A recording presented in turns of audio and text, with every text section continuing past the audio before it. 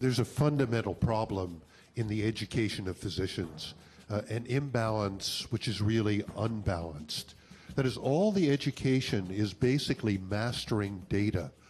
And in all traditional systems of healing, if you were going to become the official healer of your community, you had to balance the accumulation of knowledge with some process that brought about wisdom and modesty and understanding.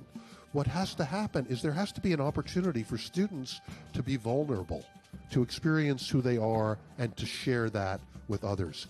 And I think that what we're looking for is not just peace and calm, although hopefully that will happen, but is authenticity.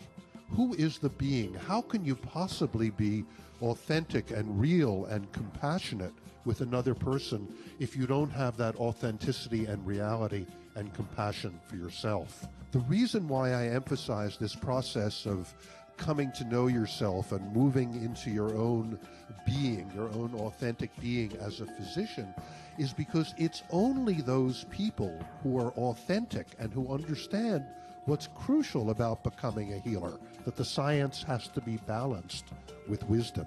A healer is there for the process of healing and is not wedded to his or her particular methodology.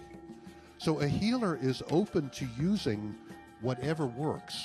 The true healer is somebody who's got an open mind to all possibilities because he or she is there, whether as a researcher or a clinician, in the service of the people he or she is working with, not in the service of the ego, not in the service of greed, not in the service of received ideas.